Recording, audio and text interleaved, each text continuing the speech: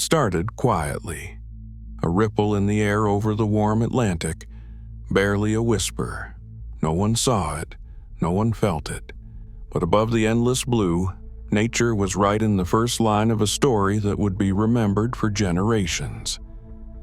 It was early September 1988. Across the Caribbean, life moved to its usual rhythm. Fishermen tended their boats, children splashed in the sea, and radios buzzed faintly with cricket scores and local news. The heat hung thick and heavy, and the ocean shimmered like molten glass.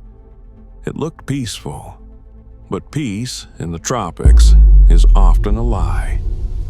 Out in the Atlantic, satellites began to detect a cluster of thunderstorms, scattered clouds spinning slowly, drawing invisible lines of energy through the air.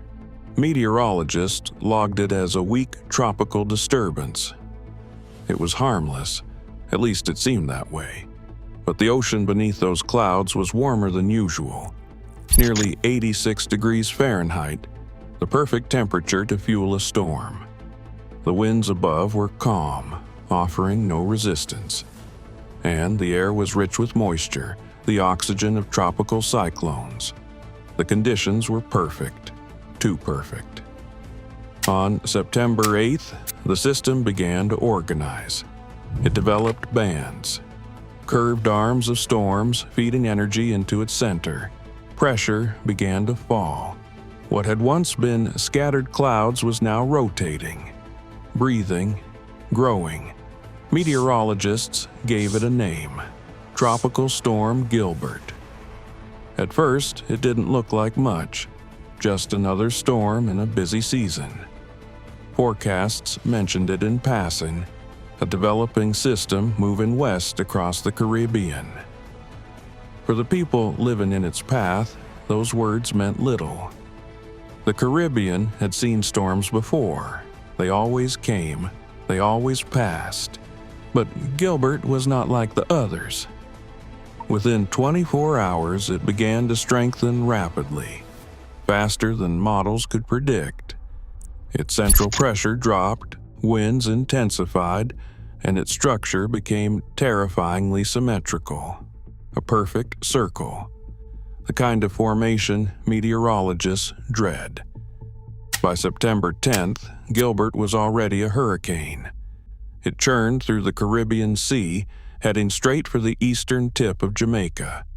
In the capital city of Kingston, residents listened to radio updates with growing unease. At first, the reports were calm. Gilbert is now a hurricane. Please monitor advisories. By nightfall, the tone changed. Gilbert has intensified. All residents should prepare for a potential direct hit. Still, many people didn't take it seriously. Jamaica had dodged storms before. The islanders were used to heavy rain and wind. But as dawn approached, something changed. The sky turned an unusual shade of gray-green, thick, motionless, like glass waiting to shatter. Birds disappeared. The air felt heavy, charged. Even the sea seemed to withdraw, pulling back from the shore like it was holding its breath. Gilbert was no longer a Category 1 or 2 storm. Overnight, it had become a Category 4 hurricane, with sustained winds over 140 miles per hour. It was now a monster, and it was hungry. The U.S. National Hurricane Center issued a chilling statement. Gilbert continues to intensify. Conditions are favorable for further strengthening. Inside the storm, reconnaissance aircraft recorded something astonishing. The barometric pressure, the heartbeat of a hurricane, was dropping rapidly. The lower it fell, the more powerful the winds became. At 888 millibars, Gilbert's pressure was one of the lowest ever recorded in the Atlantic at that time. It wasn't just powerful, it was historic. As the storm churned west, it grew in size, stretching nearly 600 miles across, wider than the entire island of Jamaica. Satellite images showed a perfect spinning disk with a clear, well-defined eye. A calm center surrounded by chaos. In Kingston, the Jamaican government issued its final warning. All citizens are advised to seek shelter. Hurricane Gilbert is expected to make landfall within hours. People rushed to hardware stores trying to buy plywood, nails, candles. Lines formed at gas stations.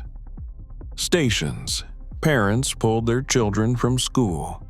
There was fear, but also disbelief, the kind of quiet denial that comes before disaster. By the evening of September 11th, the winds had already begun to pick up. Palm trees swayed violently. The ocean roared louder than thunder. And then, just before midnight, the first outer bands of Gilbert struck the island. At first, it was just rain, heavy, steady, relentless. Then came the wind. And once the wind arrived, it never stopped. By the early morning of September 12th, Hurricane Gilbert had reached Category 5 status, with sustained winds over 175 miles per hour. It was now the most intense Atlantic hurricane on record.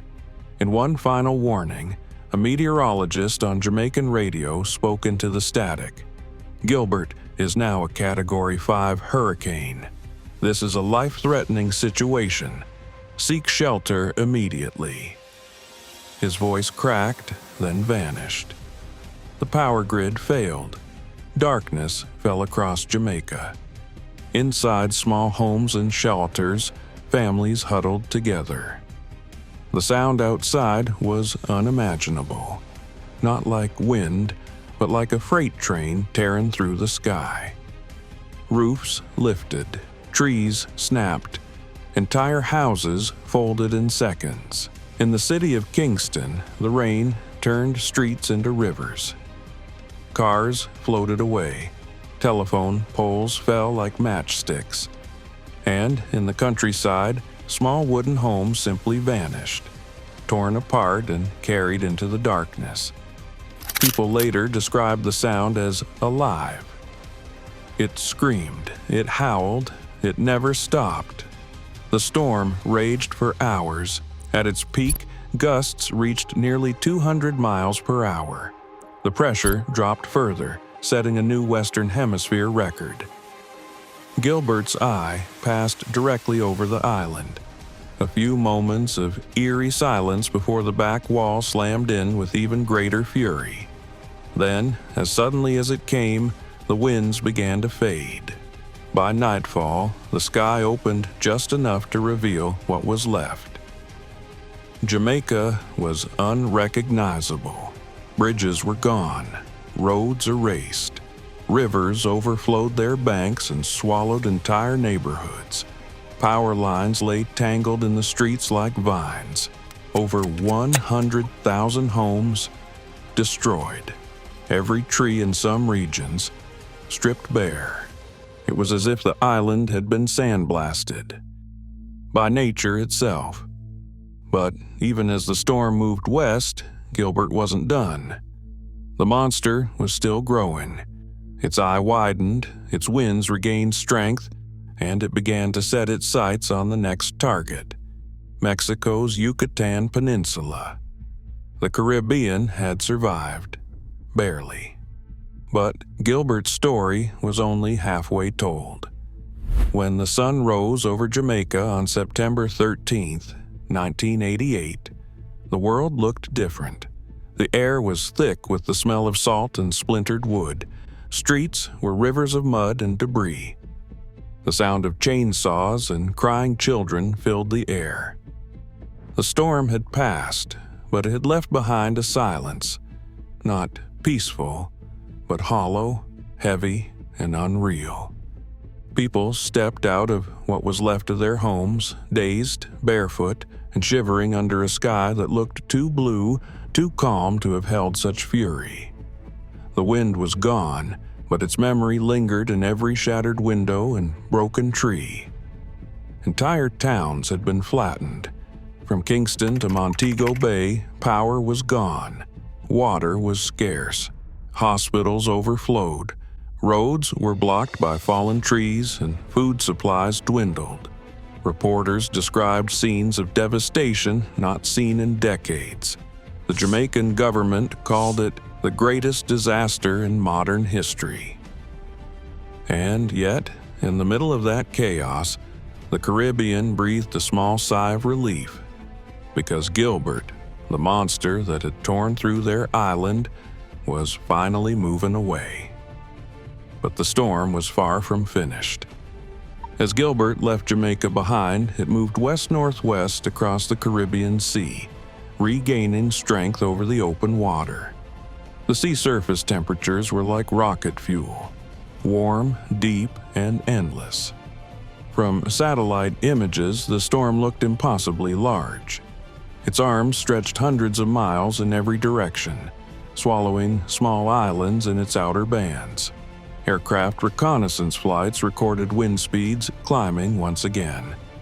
The eye, once ragged after crossing land, had reformed, clearer, tighter, and more defined. Gilbert was rebuilding. Meteorologists at the National Hurricane Center were stunned by the data pouring in. The storm's pressure, which had risen slightly after leaving Jamaica, was now falling again. Fast. At one point, it dropped to 888 millibars, breaking all previous Atlantic records. Only the most violent Pacific typhoons had ever reached such intensity. Gilbert had become the strongest hurricane ever observed in the Western Hemisphere. Radio announcers in Mexico called it El Monstruo del Caribe, the Caribbean Monster, and it was heading straight for them. On the Yucatan Peninsula, people listened anxiously as the Mexican government issued evacuation orders. Tourists packed into buses and headed inland. Fishermen secured boats, though many knew it wouldn't matter. The coastal towns, Cancun, Cozumel, Playa del Carmen, had seen storms before, but nothing like this. By the night of September 13th, the winds began to rise. The sea, once turquoise and calm, turned dark and violent. Then the rain came. Sheets of water slamming sideways, flooding streets in minutes. As Gilbert approached land, it had sustained winds of 185 miles per hour and gusts exceeding 200. Waves taller than houses pounded the shoreline. The sound was indescribable, a low, endless roar. At 6:00 a.m. on September 14th, Hurricane Gilbert made landfall near Cancun, Mexico. The impact was catastrophic.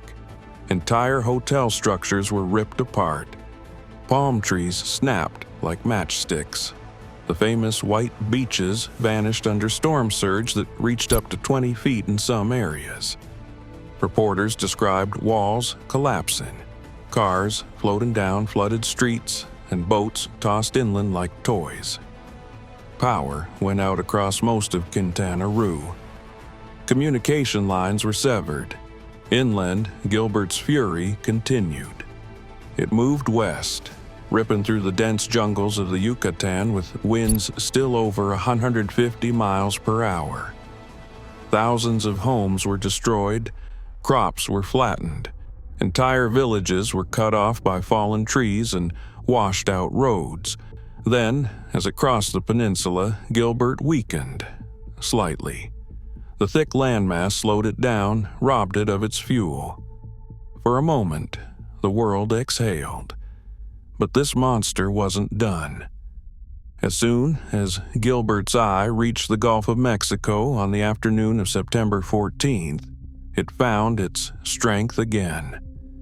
The waters there were even warmer than the Caribbean. The storm, now enormous in size, began to reorganize once more.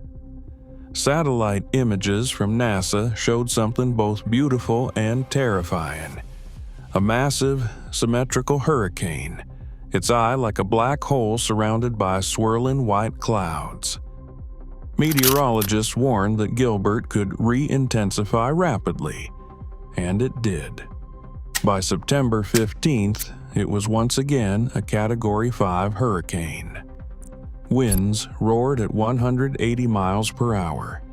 The central pressure dropped to 890 millibars, still among the lowest ever recorded. Ships in the Gulf reported monstrous waves and wind gusts that tore equipment clean off decks. Oil platforms went offline. The Mexican and U.S. governments began urgent preparations. The storm's next target was uncertain. Some models showed it heading toward the Texas coast. Others predicted landfall in northern Mexico. Either way, millions were now in its path. In the United States, news of Gilbert dominated every channel. Meteorologists warned that if the storm hit Texas head-on, it could rival the devastation of Hurricane Carla or even the 1900 Galveston hurricane. Cities along the Gulf Coast, from Brownsville to Corpus Christi, went into full emergency mode. Stores sold out of bottled water and plywood. Gas stations were mobbed. Thousands of residents fled inland. In Corpus Christi, one local news anchor looked directly into the camera and said, "If you're watching this, you need to leave now." But as Gilbert churned closer, something changed. A ridge of high pressure over the Gulf shifted, steering the hurricane slightly southward. Instead of slamming directly into Texas, Gilbert began to angle toward the northern Mexican coast, near Tamaulipas. As the storm's outer bands reached the Texas coastline, they brought torrential rain, tornadoes, and gale-force winds. Floodwaters filled streets in Brownsville and Harlingen. Even hundreds of miles from its center, Gilbert's power was undeniable. At dawn on September 16th, Hurricane Gilbert made its final landfall near La Pesca, Mexico, about 125 miles south of Brownsville, Texas. Though weakened to a Category 3, it was still a massive, deadly storm. Winds over 120 miles per hour tore through the region. Rivers overflowed. Towns like Ciudad Victoria and Monterrey were inundated by flooding and mudslides. In Tamaulipas alone, thousands of homes were damaged or destroyed. Roads were washed out. Bridges collapsed. Power lines fell in tangled heaps. In the U.S., Gilbert's remnants continued north, spawning over 30 tornadoes across Texas and Louisiana. Heavy rain caused flash flooding. That swept through neighborhoods and farms. By the time the storm finally broke apart over the mountains of northern Mexico, Gilbert had left a trail of destruction that stretched more than 2,000 miles, from the Atlantic to the American plains. When the skies finally cleared, the true scope of the disaster came into view. In Jamaica, nearly 500,000 people were left homeless. Over 300 were dead. In Mexico, the toll was even higher. Hundreds more lost their lives, and entire communities were wiped off the map. In total, Hurricane Gilbert killed 318 people across the Caribbean, Mexico, and the United States. The economic damage was staggering, billions of dollars, but the human cost was immeasurable. For the survivors, Gilbert wasn't just a storm. It was a memory carved into the earth and into their minds. The sound of the wind, the darkness, the way everything familiar vanished in a single night. In the weeks that followed, help began to arrive. Relief flights poured into Jamaica and Mexico. Aid organizations rebuilt schools, hospitals, and homes. In Kingston, people gathered in churches to give thanks for survival. In Cancun, hotel owners vowed to rebuild stronger than before. And across the Caribbean, there was a shared sense of awe and respect for what they had endured. For the scientists, Gilbert became a turning point. It changed the way meteorologists studied and tracked hurricanes. New satellite technologies, better forecasting models, and improved warning systems all emerged in the years that followed. For those who lived through it, Gilbert became something else entirely, a symbol of resilience. When the last winds of Hurricane Gilbert finally died over the mountains of northern Mexico, silence fell over a region that had been screaming for days. The storm was gone, but the world it left behind was unrecognizable. From the coral shores of Jamaica to the flat plains of Tamaulipas, the same stories echoed: shattered homes, lost lives, and the quiet disbelief that follows catastrophe. Gilbert had crossed oceans, nations, and languages, but its message was the same everywhere. Nature's power is absolute, and human survival depends on unity. In the days that followed the storm, the Caribbean was a patchwork of destruction and resilience. In Jamaica, rescue teams waded through waist-deep water to reach isolated villages. Helicopters hovered above flattened neighborhoods, dropping food and medical supplies to those trapped without roads. Hospitals operated on generators, doctors performing surgeries by flashlight. Radio stations, powered by car batteries and willpower, became lifelines of information. Broadcasters read out messages from desperate families. "Missing since Monday. Please contact the parish office. If anyone sees the Jones family from St. Mary, they are alive." The island had been torn apart, but it was still breathing. And amid the rubble, something remarkable began to happen. People came together. Neighbors who had lost everything shared what little they had. Churches became shelters. Schools became kitchens. Men with machetes and women with bare hands cleared fallen trees from roads, inch by inch. In a matter of days, the same force that had destroyed the island revealed something stronger: the resilience of its people.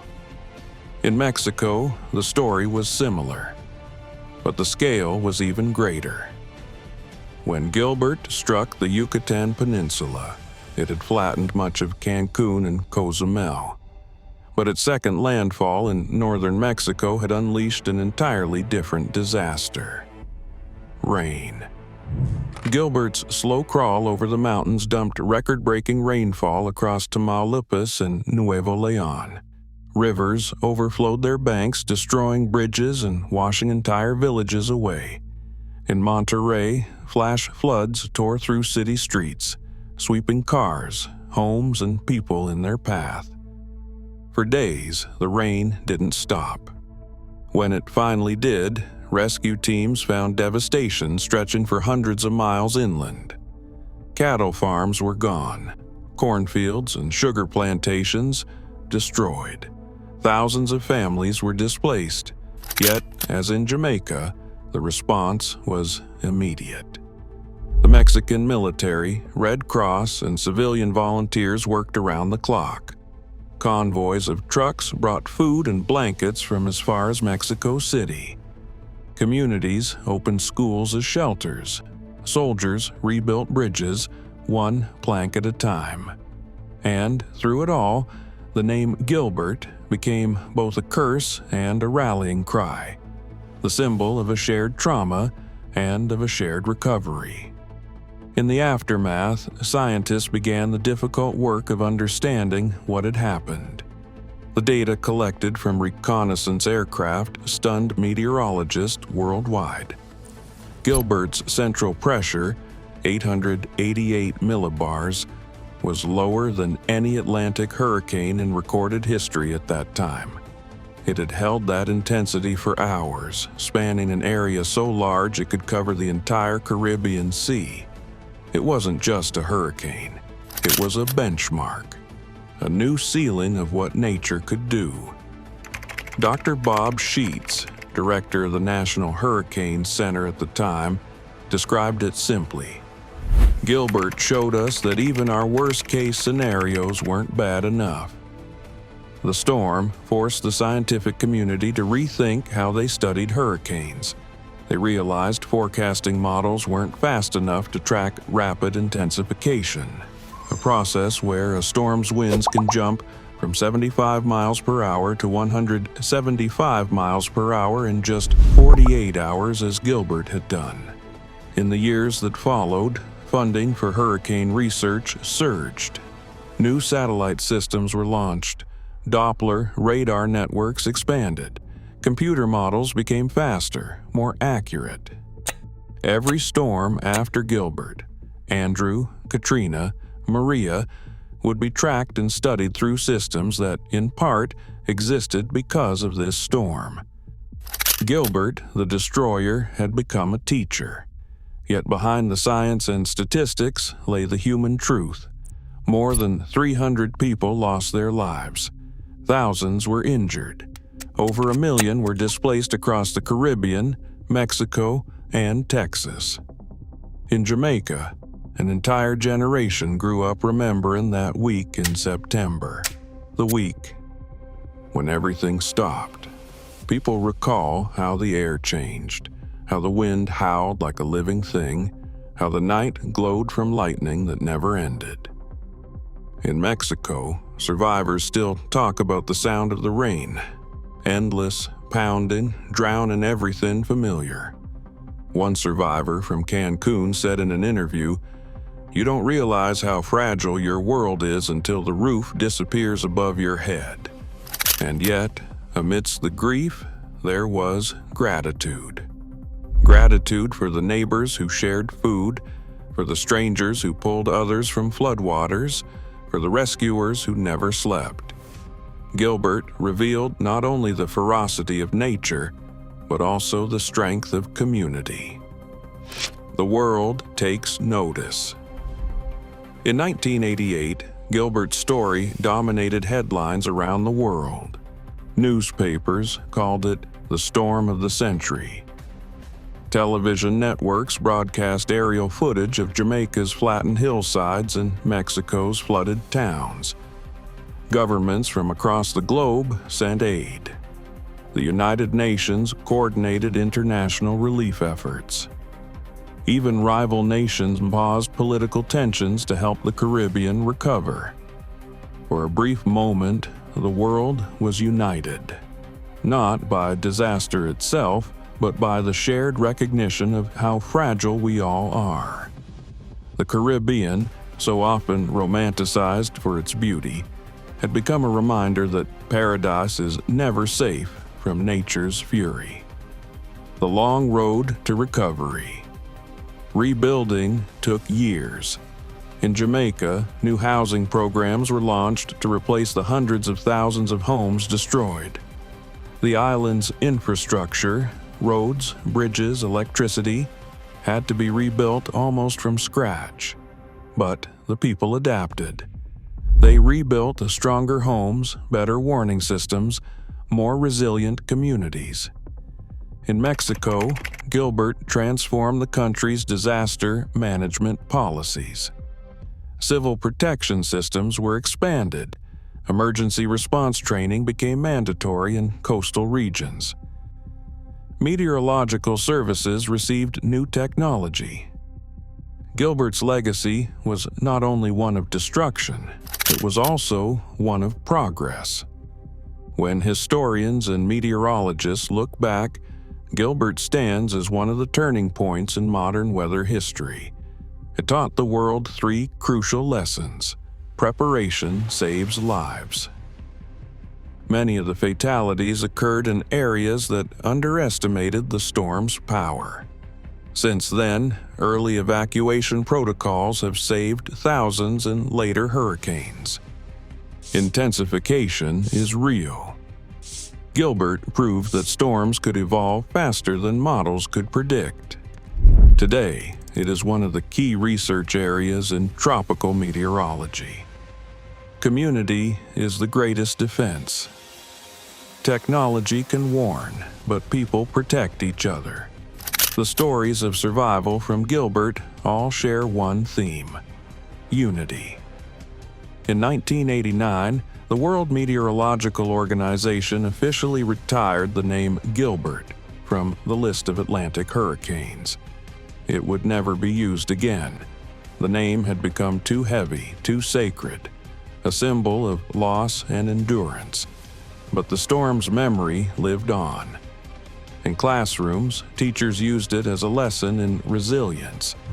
In weather centers, scientists still referenced it when studying extreme intensification.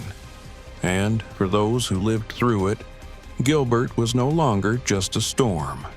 It was a milestone in their lives. 30 years later, survivors still remember where they were when the winds began to roar. Some remember huddling in closets, holding their children as the roof peeled away. Others remember emerging afterward, stunned by silence, unable to recognize their own neighborhoods. And yet, when asked how they survived, their answers are almost always the same: because we did not give up. Hurricane Gilbert's journey across the Atlantic was more than just a meteorological event. It was a story about the balance between destruction and endurance, chaos and compassion. It showed us how fragile our world can be, but also how powerful our spirit becomes when tested. The moment it formed as a whisper over the Atlantic to the day it died over Mexico's mountains, Gilbert's path told one of the oldest stories on Earth: the struggle between humanity and nature, and the hope that always survives the storm. Even today, the satellite images remain haunting. That perfect spiral, that dark eye, that unstoppable force. But behind every image, there's a story of mothers saving children, of strangers becoming heroes, of nations rebuilding stronger than before. Gilbert was the storm that took so much, but it also gave us something priceless: the proof that even in our weakest moments, we are capable of rebuilding.